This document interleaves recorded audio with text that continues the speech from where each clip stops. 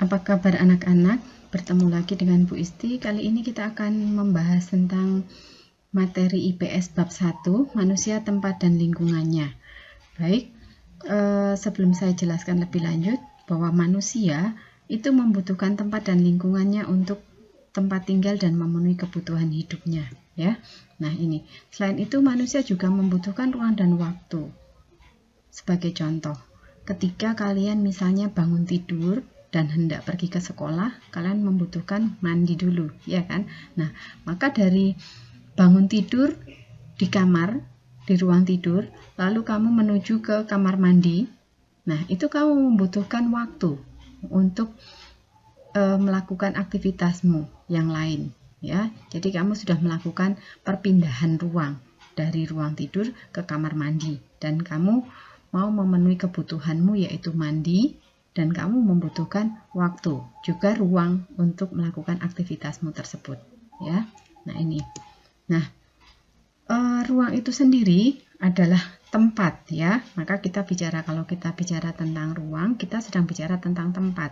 Maka ruang itu kita sebut sebagai tempat berinteraksi, di mana ketika kita melakukan suatu kegiatan untuk memenuhi kebutuhan, biasanya kita berinteraksi dengan individu yang lain. Nah, interaksi itu ada 3, yaitu individu dengan individu, lalu kelompok dengan kelompok, dan individu dengan kelompok. Jadi contohnya individu dengan individu jelas ya, misalnya kamu dengan mama, kamu dengan papa, kamu dengan adik atau kakak.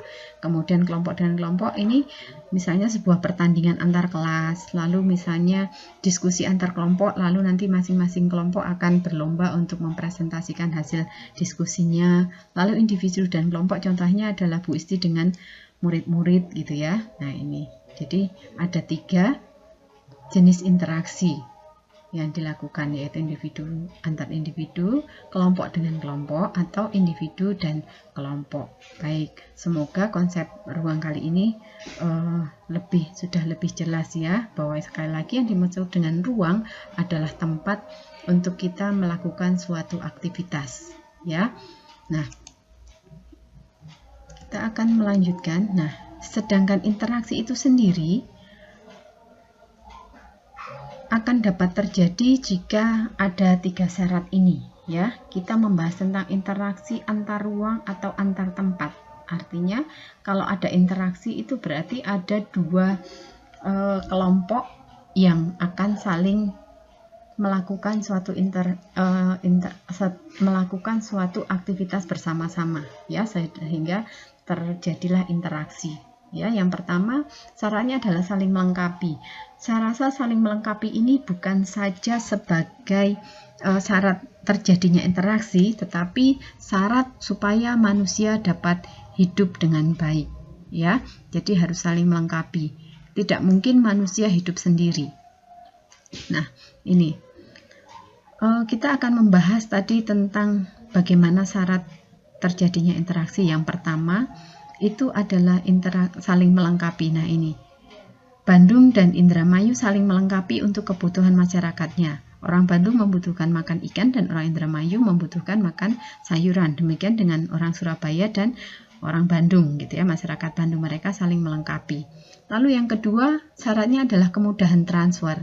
Lebih mudah yang mana untuk melakukan interaksi antara Bandung dengan Indramayu atau Bandung dengan Surabaya?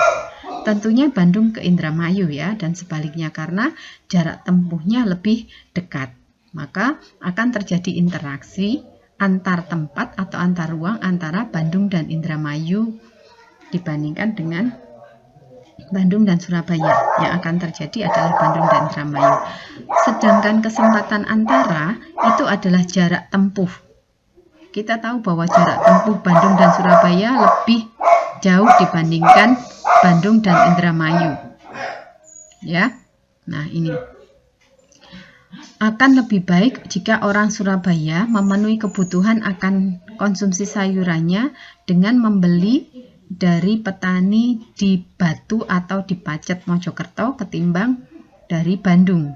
karena jaraknya yang sangat jauh. Tentu sayuran atau sebaliknya ikan akan tidak bertahan lama selama perjalanan yang ditempuh, yaitu 400 km, dibandingkan jika orang Surabaya harus ke Batu atau Mojokerto untuk memenuhi kebutuhan masyarakatnya akan kebutuhan sayuran.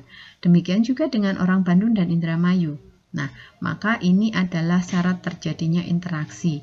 Yang pertama tadi, ada saling melengkapi, sehingga manusia satu sama lain pasti ada saling ketergantungan. Lalu berikutnya adalah kemudahan transfer, kemudahan untuk berpindah atau berinteraksi. Dan yang ketiga adalah kesempatan antara atau jarak yang ditempuh. Ya, jadi misalnya kalian memilih SMP Santo Yosef, karena memang lebih dekat dari rumah dibandingkan jika saya sekolah di tempat lain. Ketika nanti dalam kondisi normal kita harus ke sekolah gitu ya. Nah itu. Nah maka semoga kesempatan kali ini penjelasan saya tentang konsep dan interaksi konsep ruang dan interaksi antar ruang bisa lebih jelas. Nah maka sekarang coba dituliskan dalam bukumu. Sekali lagi, apa yang dimaksud dengan interaksi antar ruang dan apa saja syarat terjadinya interaksi antar ruang itu? Tolong tuliskan dalam bahasa asingnya ya. Kalian bisa mencari di internet apa itu bahasa asing dari kesempatan antara, saling melengkapi, dan kemudahan transfer. Baik, sampai berjumpa. Selamat belajar, Tuhan memberkati.